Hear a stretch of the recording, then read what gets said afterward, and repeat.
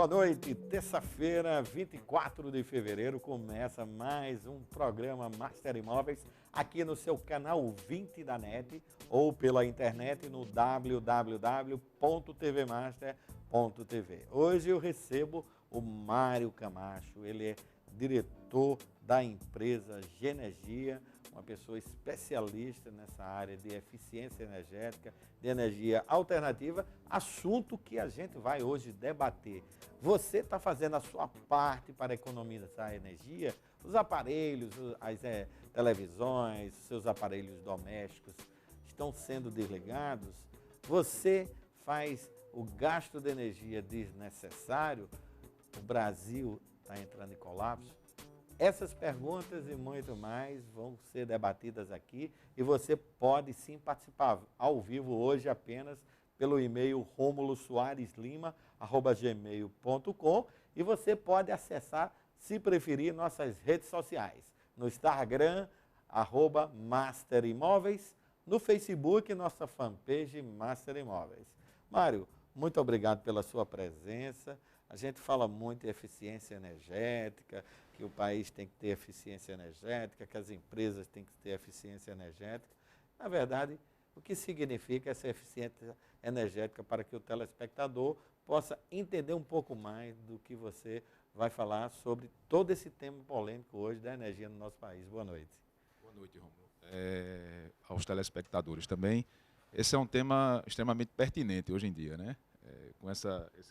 Que os noticiários vêm trazendo para as pessoas, não são notícias tão fáceis de escutar e agradáveis. Mas, assim, respondendo a sua pergunta, o que é eficiência energética? A eficiência energética, normalmente, as pessoas, eu vou definir, mas as pessoas confundem eficiência energética com racionamento, né? Racionar é você deixar de usar.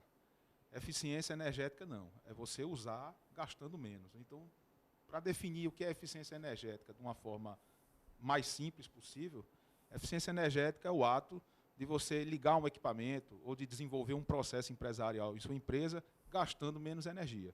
Quando você consegue executar uma determinada atividade, ligar um equipamento gastando menos energia, a gente diz que você está implementando a eficiência energética, que você tem um gasto eficiente de energia. Quais são hoje, existem soluções renováveis hoje para energias que a gente pode citar? O que é que as pessoas falam de energias renováveis, que compreende esse elemento tão importante que tanto preocupa o país hoje, como os estados, os municípios, mas para quem está do outro lado, muitas vezes, e a gente vinha conversando isso nos bastidores, as pessoas não têm noção do que pode acontecer daqui a 10, 15, 20 anos no nosso país. Olha, as energias renováveis elas têm um papel fundamental na matriz brasileira. Hoje, o consumo per capita brasileiro ele é crescente e o consumo total de energia hoje do país ele é superior, ele cresce numa taxa superior ao crescimento do PIB nacional. Então, isso é um dado muito importante, certo? Para que as pessoas compreendam a necessidade que elas possuem hoje de se preocupar com o gasto de energia, ou se preocupar com o uso da energia. Então, quando a gente fala em energias renováveis, a gente pode dizer a energia renovável, qual é o papel dela, que eu acho que foi essa pergunta que você fez, no contexto... Se elas são soluções também. Se elas são soluções. Então, elas são. Agora, em função do grande consumo que a gente tem, a energia renovável só, como vamos dizer assim, fonte única de geração, ela é incapaz de produzir toda a energia que o país hoje precisa.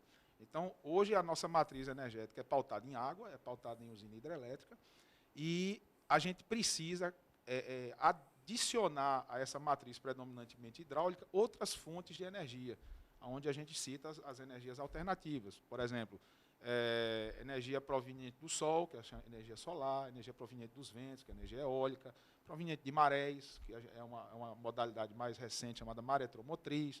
Tem a eletricidade, a energia que provém de biomassa, né, que é aquela energia que eu utilizo resíduos industriais, à base de biomassa, para poder gerar energia a partir daquilo.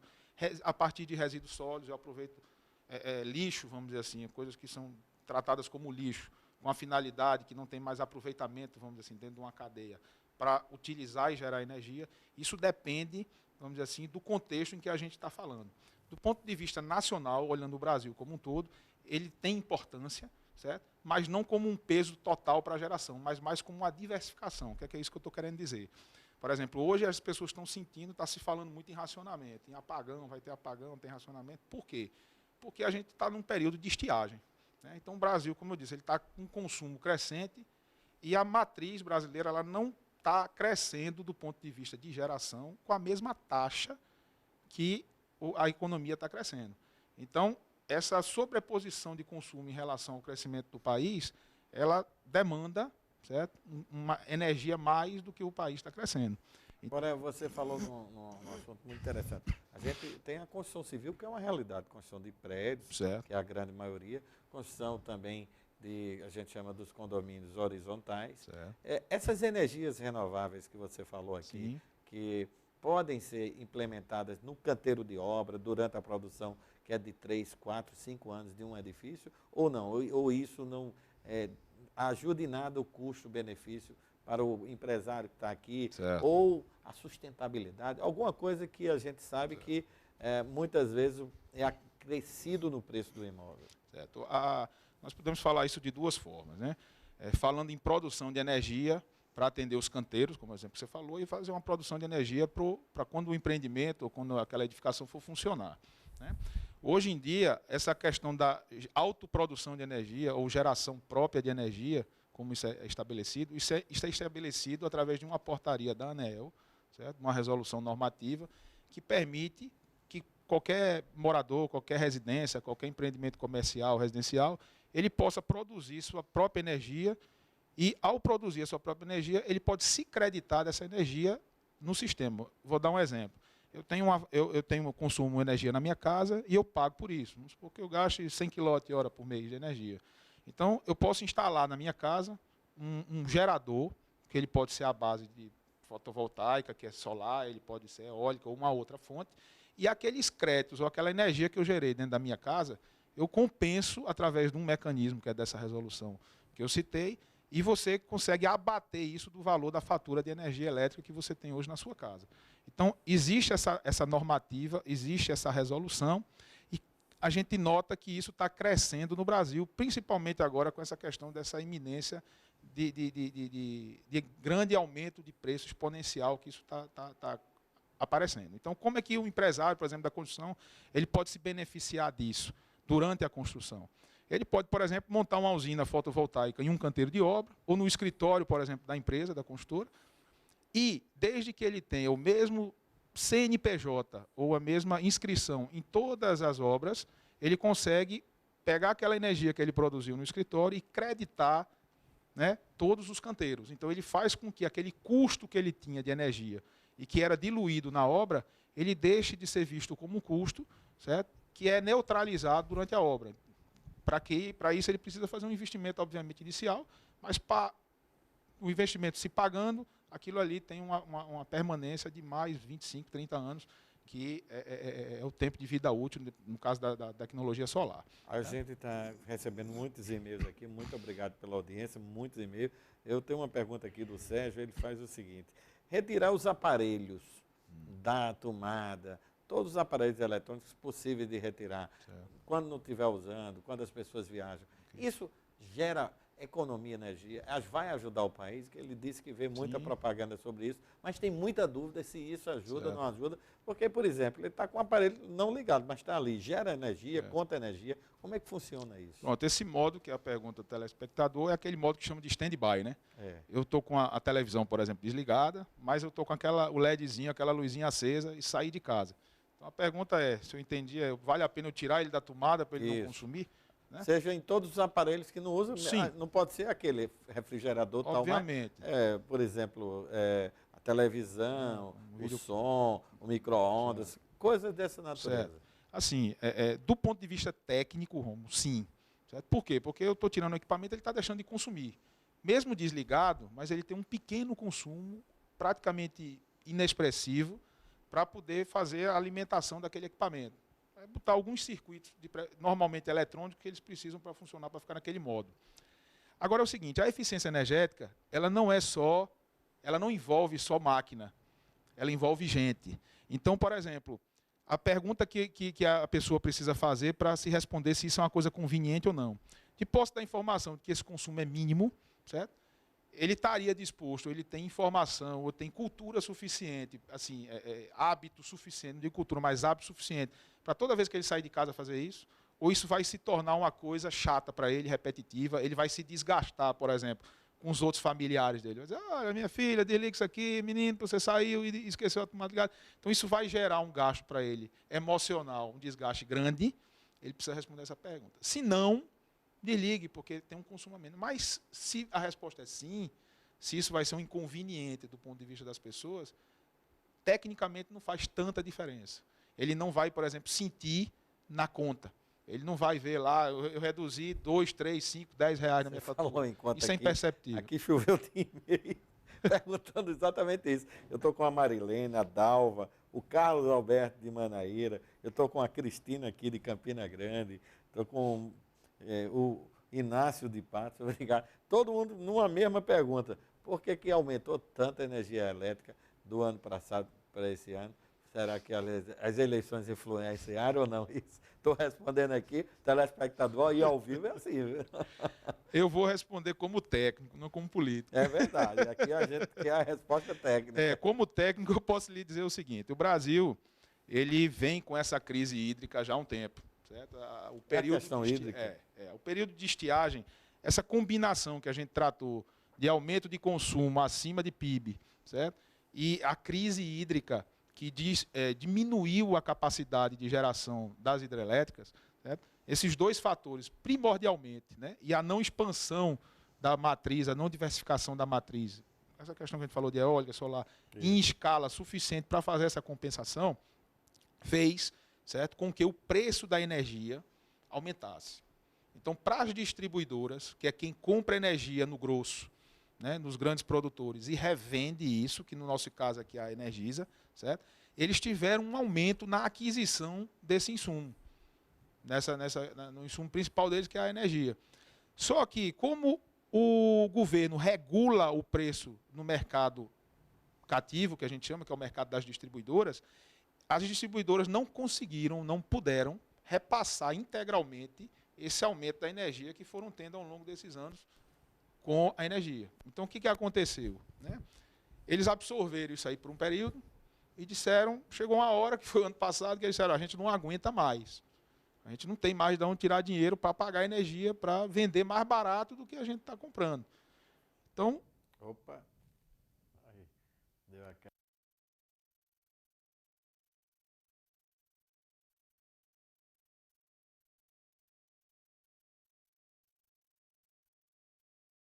Por que apenas viver bem? Se você pode viver bem pertinho de tudo, bem confortável e bem do jeito que você sempre quis. A Vila Tambaú. Apartamentos de até 107 metros quadrados. 3 quartos mais dependência e 2 ou 3 vagas de garagem. No melhor de Tambaú, na rua Silvino Lopes, bem pertinho da Epitácio. E você só paga 30% até entrega. Visite estande no local. Construtora Equilíbrio. 30 31 33 66. Verão, estação do ano que foi feita para a gente aproveitar cada momento, para contemplar a natureza, compartilhar com os amigos, praticar esportes e relaxar, para ficar de bem com a vida, para sonhar e viver. Summer Alliance, para uma vida mais feliz. Jardim Luna, nossa história é com você. E o lugar não poderia ser mais nobre. Royal Luna Residência. 2 unidades privativas por andar. 207 metros quadrados de área, com 3 ou 4 vagas de garagem e lazer completo. Um espaço para viver a história da sua vida e juntos construirmos a nossa. Sinal de 35% até a entrega. Royal Luna Residência. Visite o decorado. Um lançamento Dimensional Construções. Chegou a hora de viver em alto estilo, um empreendimento digno de um resort. Nasce o Jardins de Maio, o melhor clube residência do 13 de maio. bem pertinho do centro e a poucos minutos da praia. Tem espaço fitness, piscinas, sala de cinema e espaço gourmet com churrasqueira. Tudo para sua diversão e conforto. São apartamentos com mais de 56 e 67 metros quadrados, com 2 ou 3 quartos. Confira as condições de pagamento e compre já o seu. Ligue 3031 1400. Na cidade onde o sol nasce primeiro, nosso dia começa com muito trabalho. Tudo para que você possa assistir de camarote ao espetáculo que é viver aqui. Se você deseja ver a vida de uma nova perspectiva, temos duas notícias, uma boa e outra ótima. A boa é que as obras do Solar Tambaú estão em ritmo acelerado. A ótima é que, além do privilégio, você tem a grande oportunidade de viver aqui. Consulte um de nossos parceiros imobiliários e conheça os planos especiais de venda. Venha viver no Solar Tambaú. Aqui, o sol acorda mais cedo só para lhe desejar bom dia. Solar Tambaú, um lançamento JCP Construções. Na noite do dia 11 de dezembro, aconteceu a entrega do Espásio de Ravena, mais um empreendimento com a qualidade Massai. A localização do empreendimento é uma das melhores de João Pessoa. Maior que a satisfação de quem recebe, só a realização de quem constrói. Esse empreendimento vem marcar um novo momento da empresa, com produtos cada vez mais arrojados, cada vez mais diferenciados. Uma noite para brindar a felicidade nos seus dias. Afinal, fazer parte da sua vida vale mais. Construtora Massai. Imagine um apartamento em Tambaú perto de tudo. Restaurantes, supermercados, bancos, escolas. Agora imagine que você pode financiar esse apartamento pela Caixa em até 360 meses com 0 de entrada. Imagine também que esse apartamento já está em fase de acabamento. Então aproveite e adquira logo o seu apartamento no Mont Tremblant da Rufus Construtora, que está com o metro quadrado mais barato de Tambaú, com qualidade Rufus. Mont Tremblant, more bem e perto de tudo, em Tambaú. A Construtora Sideral possui a opção certa para quem acredita que morar bem é uma questão de escolha. Para quem sonha com um lugar ao sol, apresentamos o Residencial Sol, com 2 opções de apartamentos, na melhor localização do Bessa. Para quem quer morar em um bairro com superestrutura, apresentamos Residencial Signos, também com 2 opções de apartamentos na melhor área dos bancários. Residenciais Sol e Signos, 2 opções para um único bom gosto. O seu, Construtora Sideral, 3241-2555. A Zona Sul Imobiliária possui uma estrutura moderna e arrojada. Desde 2010, atuando no mercado imobiliário, vem conquistando cada vez mais espaço no mercado pessoense. Possui uma estrutura com mais de 300 metros quadrados de área e dispõe de uma grande equipe treinada e capacitada para resolver toda a documentação necessária para financiamento de imóveis. Atualmente com 3 endereços, sempre busca se atualizar para que seja mantido o padrão de qualidade. Em suas 3 unidades disponibiliza ao público corretores de plantão de domingo a domingo, além de ter um telefone para o atendimento 24 horas.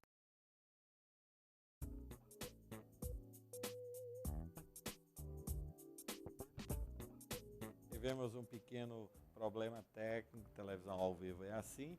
Estamos hoje falando sobre energia, sobre eficiência energética, as energias alternativas. Aqui, Dr. Mário Camacho, ele é diretor do Grupo Energia, que faz um sucesso. Eu quero mostrar aqui a G-Energia, quero mostrar aqui, ele trouxe aqui, muito organizado, gostei aqui né, todo o seu portfólio.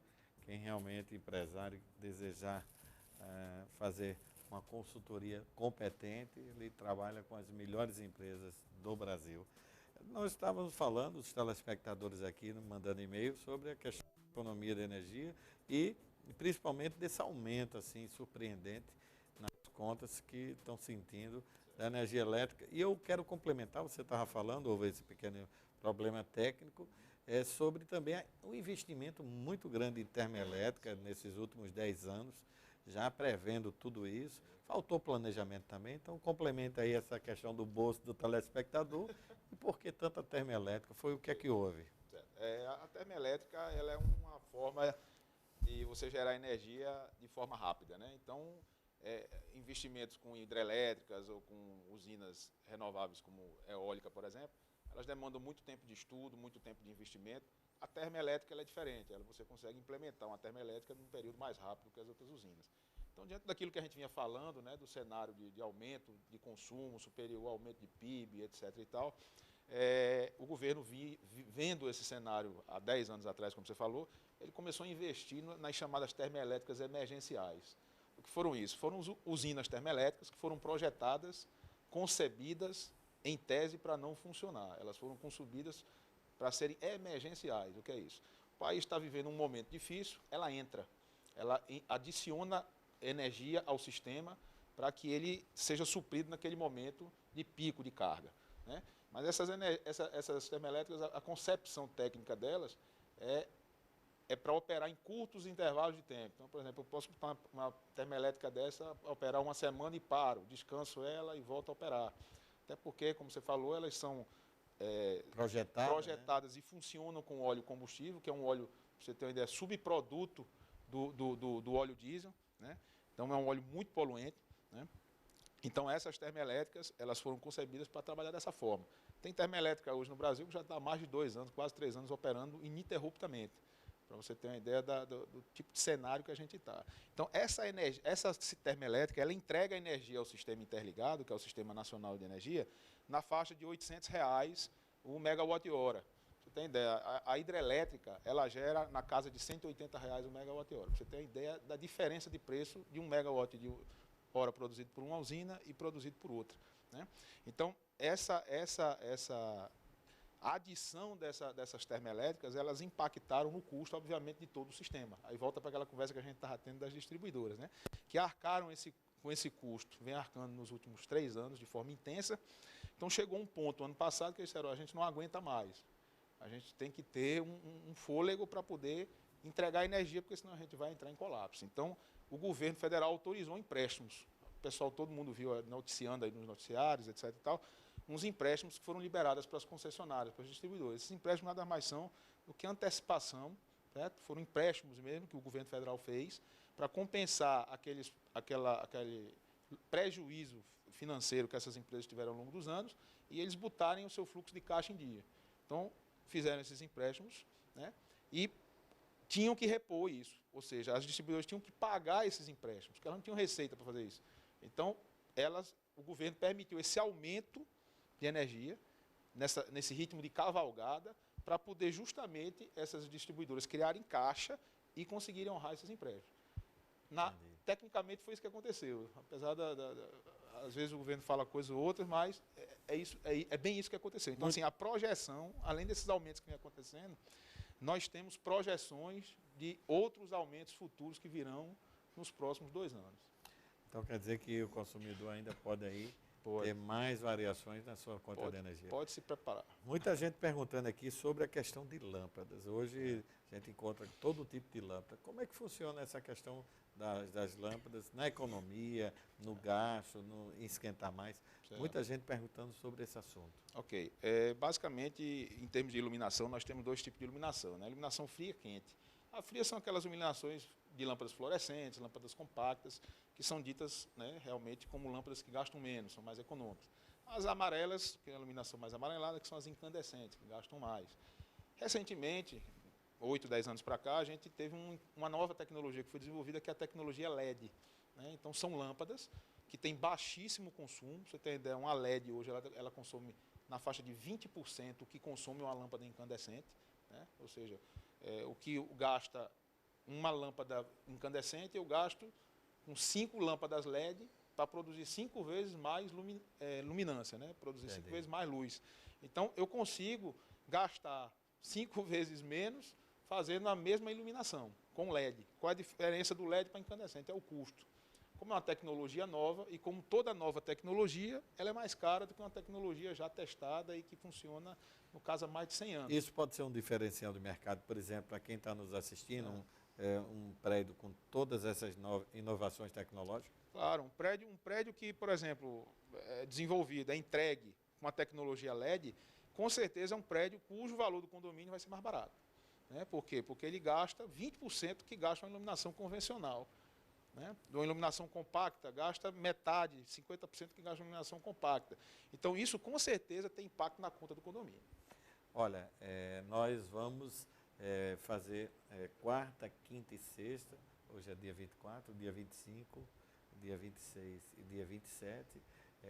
Muitos e-mails que a gente apresentou aqui, uma série inédita, passou aí durante 8 programas, pegou o carnaval, sobre os empreendedores da construção civil pessoense. Então, muitos e-mails, muitos pedidos, e quarta, quinta e sexta nós não vamos ter programas ao vivo e pegamos os programas que foram mais solicitados. Amanhã a gente passa o da construtora Aliança, entrevista inédita, maravilhosa, que foi exibida, mas foi muito importante. Vamos falar também da construtora Massai na quinta-feira, encerrando na terça-feira com a construtora Equilíbrio, que com toda certeza você não deixa de assistir, de muita importância. Eu queria aqui fazer uma rápida, sexta-feira Equilíbrio, quarta é Aliança, quinta é a Massai e sexta-feira, dia 27, é a Equilíbrio. Queria lhe agradecer a presença, lhe dar uma lembrança aqui da construtora Aliança, a gente sempre presenteia os nossos convidados. Muito obrigado. Você é uma pessoa de escola, muito difícil achar uma agenda com você viaja muito no país. E queria deixar você aqui, com suas considerações finais, dizendo ao nosso grande telespectador se o Brasil vai ter problemas futuros de apagão ou não, e deixar o seu e-mail e em outras oportunidades a gente vai debater outros assuntos da sua área. Ok. Respondendo a pergunta final, que em relação ao apagão, a resposta é sim. O Brasil ele vive um risco iminente de apagão pelos vários fatores que a gente falou, que a gente tratou aqui da questão energética, de gasto de energia. E a solução para isso, além de planejamento por parte dos nossos governantes, parte também, obviamente, por um uso mais racional, que depende, obviamente, das pessoas. Então, a gente sempre que pode aborda essa questão no que tange as pessoas estarem atentas para fazer esse tipo de coisa. A gente agradece pelo convite, o contato da nossa empresa, para quem precise contratar esses tipos de serviço, é contato@genergia.com.br, e o telefone aqui de João Pessoa é 83 3031 0083. Certo? Obrigado, doutor Mário. Muito obrigado. A você que nos assistiu, agradeço a audiência. Lembrando que quarta-feira, quinta e sexta vamos passar a reprise dos programas da construtora Aliança, Massai e Equilíbrio, prestigiando e fechando o programa inédito de 8 programas que fizemos sobre os empreendedores da construção civil pessoense. Na segunda-feira a gente volta com o programa ao vivo, tema inédito, e dizer que a audiência de vocês é muito importante porque juntos somos muito mais fortes.